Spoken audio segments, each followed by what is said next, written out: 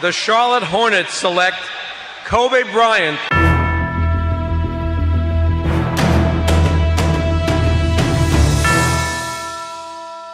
The Charlotte Hornets weren't the only team who made the mistake of passing up on Kobe Bryant back in the '96 NBA draft. As a matter of fact, 12 teams passed up on the future Hall of Famer, but along with Charlotte, there was one other team who seriously considered drafting Kobe Bryant, but went another direction instead. With now Kentucky coach John Calipari in his first season with the Nets, New Jersey management had their eyes set on Bryant after the Phenom had an excellent workout for the club. However, thanks to a shrewd Jerry West, GM of the Lakers, as well as Bryant's desire to play for LA, New Jersey passed on Bryant with the 8th pick and selected Villanova shooting guard Kerry Kittles instead.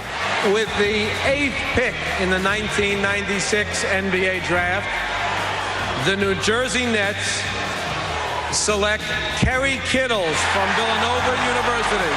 Kerry Kittles had a solid 10-plus years in the NBA, but obviously didn't reach the Hall of Fame level of Kobe Bryant. Calipari and several officials of the Nets have since come out and said that they regret the decision to not pick Bryant.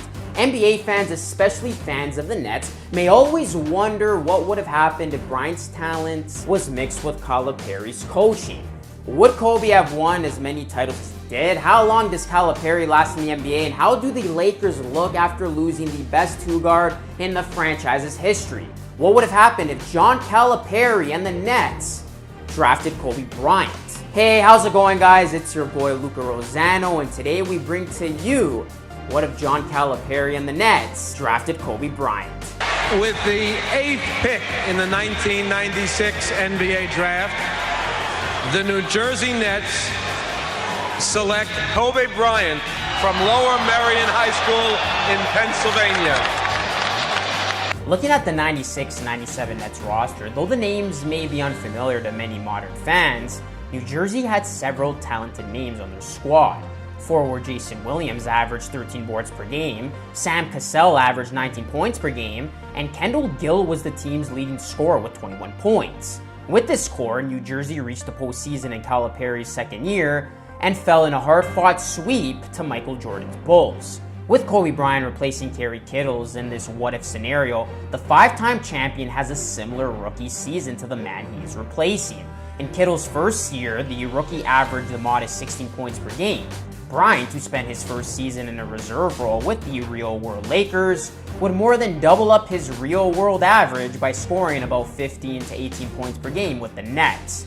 With tremendous athleticism, his signature scoring touch, and solid perimeter defense, Bryant's all-star potential is on full display by his third season in New Jersey. However, Bryant's team is unable to match up to the level of play of its rising star. In both the real-world and what-if timeline, Williams suffers a devastating leg injury which ends his career in the 98-99 season, and Sam Cassell goes down with a leg injury in the same season and is eventually traded for Stephon Marbury. Instead of being fired, the unstable roster causes Calipari to resign before the start of the 99-2000 season. An all-star at this time and one of the best up-and-coming players in the league, Bryant asks management for drastic changes if he intends to remain in New Jersey. The front office adheres and hires coach Chuck Daly, who had previously resigned from Orlando. Instead of retiring after an unimpressive 2-year stint with the Magic in 1999, the legendary coach makes one final run as a coach with New Jersey, due to the talent, of course, of Kobe Bryant. However, the wins don't immediately pile up in New Jersey, at least not until the Nets make a franchise-changing deal for point guard Jason Kidd in 2001. All the Nets had to do was trade Starbury, who routinely butted heads with Bryant anyway. With Kidd, the Nets, as in the real-world timeline, take off becoming elite contenders in the Eastern Conference. Kobe finally gets to play with Kidd, one of the best point guards of all time, and he didn't even have to throw Andrew Bynum under the bus. Google it, folks. With Bryant and Kidd, the Nets reached 3 straight NBA Finals instead of just 2 trips in the real-world timeline. However, just as in the real world, the Nets go ringless in their trips to the Finals. Going back to the 96 draft with Bryant no longer on the draft board by the 13th pick, Jerry West sees the superstar potential in another guard, Ray Allen. The Big East Player of the Year, 23.4 points a game. He was second to Allen Iverson in the conference in scoring. He knocked down some three-pointers, too. Hit 47% to lead the Big East, and his 115 threes on the year was a UConn record. With Shaq being the big free agent acquisition and Charlotte no longer having the draft rights to Bryant, Los Angeles trades center Vlade Divac to Minnesota. In the real-world timeline, Minnesota originally had the draft rights to Allen, who was drafted to Milwaukee. Milwaukee conveys the draft rights to Stephon Marbury to Minnesota in exchange for the draft rights to Ray Allen and a future first-round draft pick. With the duo of Kazam and Jesus Shuttlesworth, the Lakers still three-peat and even win the 04 title. LA easily wins its first two titles against Philly and Indiana. In the 2001-2002 season, without the veteran Divac, the Kings just aren't the same and fall to the Lakers in 5 games in the Western Conference Finals. Divac decided to remain with Minnesota to become a mentor to the young and talented big men, Kevin Garnett. In the finals matchup of Shaq and Allen versus Kobe and Kidd in June of 2002, the Nets aren't swept, but they are still no match for O'Neal, who leads Los Angeles to a win in 6 games.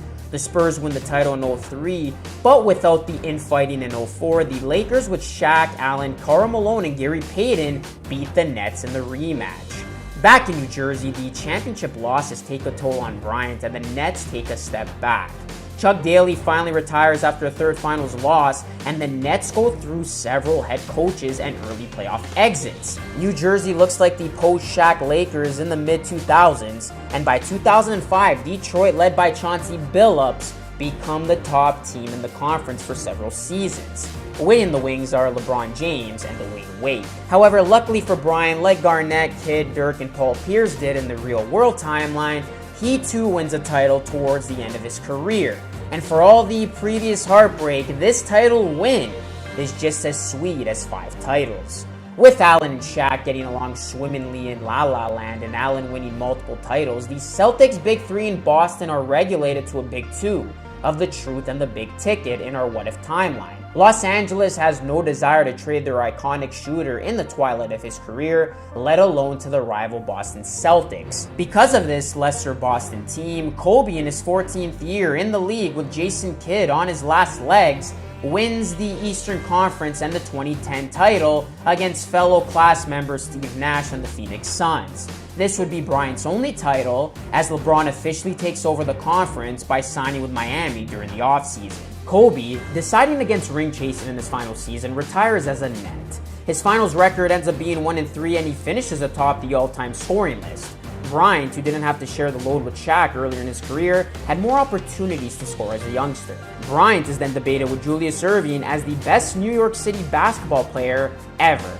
Due to the popularity of Bryant, the Nets remain in New Jersey instead of leaving for Brooklyn. With just one title, the debate of the second greatest shooting guard becomes a little bit more interesting. While Jordan is the obvious gold standard, arguments for multi-champion Dwayne Wade as being better than Bryant are raised by the fans. Fans also mention Jerry West, who has just as many titles as Bryant and appeared in many more championships. Contemporary guard Ray Allen, who took Bryant's place on the Lakers, also has 4 titles, and arguments are made that the Lakers shooting guard is the second best 2-guard ever. Even Clyde Drexler, who has just as many titles as Bryant, is thrown in that debate as well. Still, all-time leading scorer is an impressive feat on a Hall of Fame resume for Kobe, if he played for the Nets, of course. What do you guys think? Do you think this would have all happened if John Calipari and the Nets did draft Kobe Bryant? As always, hit us up in the comment section below. We would love to hear what you have to say, and if you learned a thing or two from this video, hit that like button. And if this is your first time checking out the channel and Total Pro Sports, well, hit that subscribe button, because we post videos like this every single day. This is Luca Rosano signing off. As always, thanks for watching. We'll see you guys next time.